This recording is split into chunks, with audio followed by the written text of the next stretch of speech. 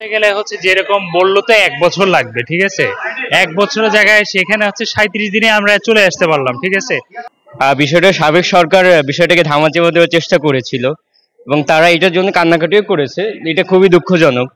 আর মানে এটা বোঝাই যায় যে তারা বিগত দিনে কত টাকা আত্মসাৎ করেছে। তো এই রিপোর্টটা দেখে আসলে আমরা বুঝতে পারি।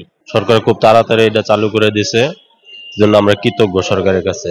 মেট্রো রেলের কারণে কিন্তু হচ্ছে রাস্তায় একটু জ্যামটা কম থাকে। মেট্রো রেল চালু হবে না এটা আসলে আমিও দেখে বিশ্বাস করি নাই যে এটা কি হুট করে 1 বছর ধরে বন্ধ থাকবে। এটা তো বর্তমান যে অন্তর্বর্তীকালীন সরকার, তার নিঃসন্দেহে একটা সাফল্যের বহিঃপ্রকাশ। কারণ আমরা কিছুদিন আগেই তো মাত্র 37 দিন 40 দিন আগেই তো আমরা শুনেছি যে মেট্রো রেল 1 বছরেও ঠিক হবে না।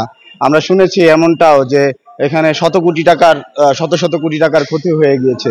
কিছু ক্ষতি হয়নি যে তা না, কিন্তু সেটা কে করেছে, কারা করেছে, সেটাও ডেফিনেটলি তদন্তের বিষয়। যেমন আমরা দেখেছি যে খাজা টাওয়ারে আমরা একটা সময় শুনেছি যে দুর্বৃত্তরা হামলা দিয়েছে, কিন্তু এই অন্তর্বর্তীকালীন সরকার আসার পরে প্রমাণ সহ আমরা দেখতে পেলাম যে বিগত সরকারের মাধ্যমেই এটা সংগঠিত হয়েছিল।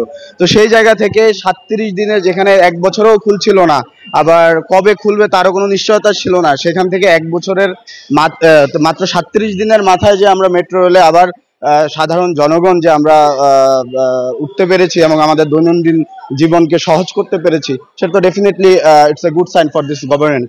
যে অল্প সময়ের মধ্যে আসার কারণে আমাদের অনেক সুবিধা হয়েছে। আগে দেখা যেত যে মেট্রো রেল না থাকার কারণে অনেক জ্যামজটের শিকার হতাম আমরা। বাসে বা অন্যান্য যানবাহনের চলাচলের কারণে বেশ খানিকটা টাইম আমাদের চলে যেত, কিন্তু মেট্রো রেল হওয়ার পর থেকে কিছুটা সুবিধা হয়েছে। জাস্ট একটু লাইনে দাঁড়ায় থাকা লাগে, কিন্তু তারপরও যাতায়াত অনেক সহজতর হয়ে গেছে। আর নতুন সরকারকে সাধুবাদ জানাই, ধন্যবাদ তাদেরকে এত তাড়াতাড়ি মেট্রো রেল চালু করে দেওয়ার জন্য। গেলে হচ্ছে যেরকম বললো তো 1 বছর লাগবে, ঠিক আছে।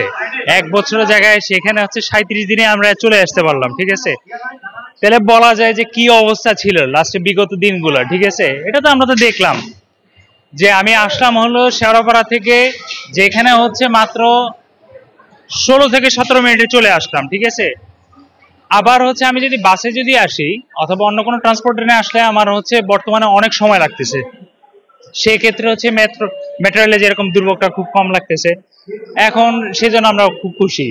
এতদিন জ্যামের কারণে অনেক ভোগান্তির মধ্যে পড়তে হচ্ছিল, এখন মেট্রো রেল চালু হওয়াতে আমাদের যাতায়াতের জন্য অনেক সুবিধা বাড়ছে, অনেক ভালোই লাগতেছে। এটা বলায় ভাষা প্রকাশ করার না, যে যা দেখছি না, মানে মেট্রো রেল হওয়ানে আমাদের মানে চলাচলে যে একটা গতি, হ্যাঁ, অল্প সময়ের মধ্যে আমরা এই প্রান্ত থেকে ওই প্রান্তে আইতে পারতেছি।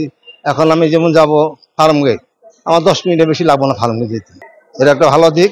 সবচেয়ে দুঃখিত মাঝখানে নষ্ট হয়ে গেছিল কাজে, এটার জন্য যা ওখানে এই অন্তর্বর্তী সরকার যেটা করছে তাতে ধন্যবাদ।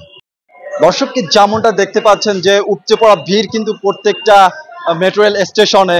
আমরা কথা বলার চেষ্টা করেছিলাম এবং যেমনটা জানতে পেরেছি তারা কিন্তু খুবই উচ্ছ্বাসিত এবং আনন্দিত। দূর দূরান্ত থেকে যারা বর্তমান সময়ে কিন্তু রাস্তায় বিভিন্ন মহল কিন্তু বিভিন্ন আন্দোলন করছে, সেই আন্দোলনের কারণে কিন্তু রাস্তায় যানজট লেগেই আছে। সেই মুহূর্তে যখন মেট্রো রেল খুলে গেল, মেট্রো রেল চালু হলো, তখন কিন্তু যারা মেট্রো রেলের যাত্রী আছে, আজকে কথা বলার চেষ্টা করেছিলাম, তারা কিন্তু খুব আনন্দিত এবং উল্লাসিত। দর্শক, এই ছিল আমার কাছে সর্বশেষ